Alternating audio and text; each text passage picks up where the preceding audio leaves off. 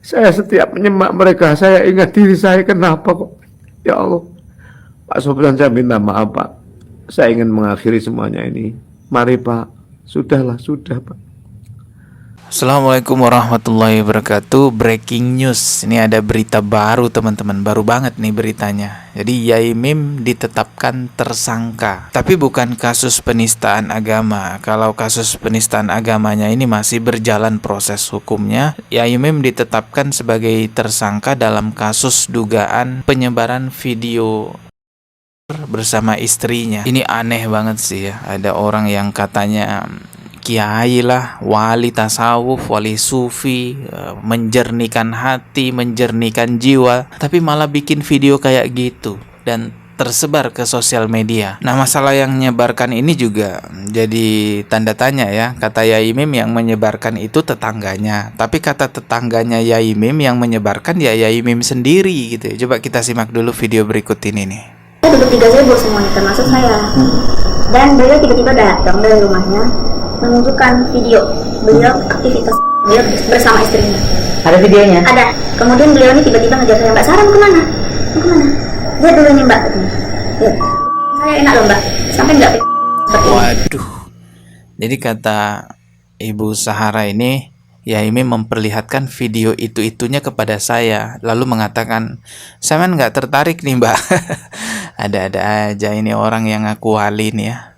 Saya speechless di situ Pak. Sekarang coba kita lihat nih ya, pengakuan Yai Mim ya, pembelaan dari Yai Mim bahwa katanya bukan dia yang menyebarkan. Ada apa di handphone tuh ada? Saya dengan dia. Video pribadi. Video Oh, pribadi. jadi di handphonenya Ya Mim tuh ada video pribadi kalian berdua.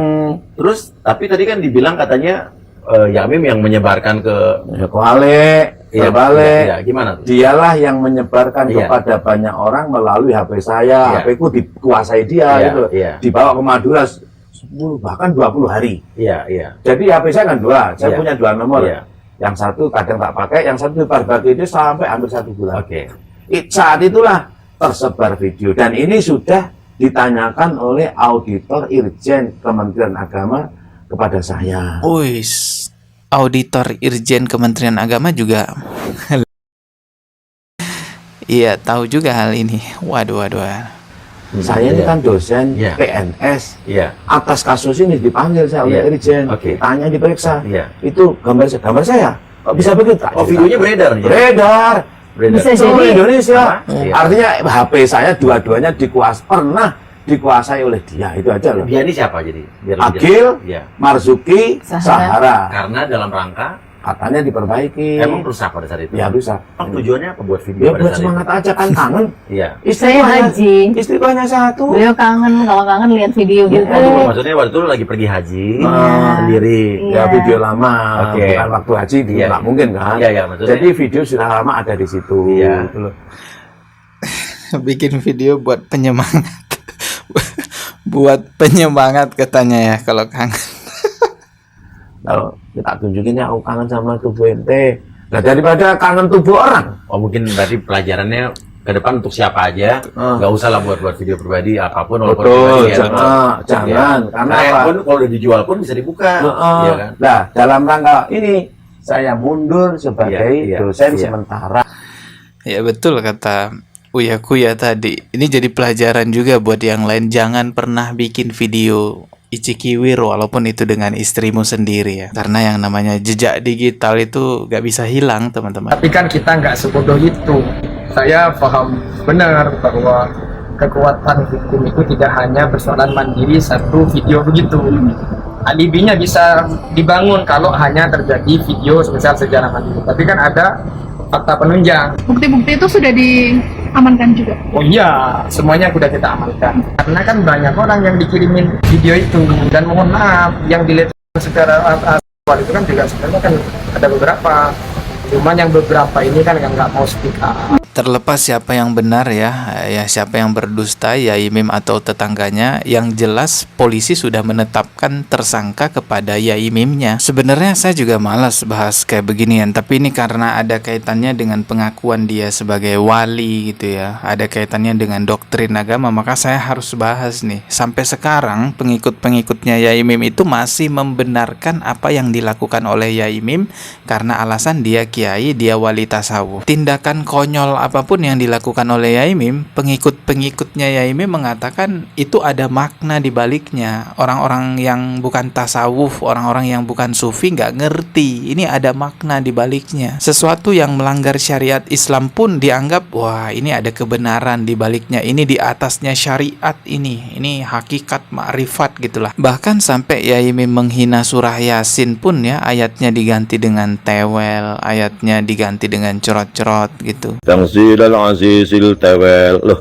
tangsil azizil tewel. Fahiyya alal alqani bayrat mantrat. Nah itu dibenarkan oleh pengikut-pengikutnya dengan alasan ilmunya Yai Mim ini udah di atas syariat gitu loh. Jadi dia bebas aja gitu mau ngapain. Sampai Allah juga dihina-hina. Katanya Allah itu punya sifat maha gila, Allah punya sifat maha bingung. Bareng ngono, Ibnu Arabi ngomong Gusti Allah maha bingung al-muqis.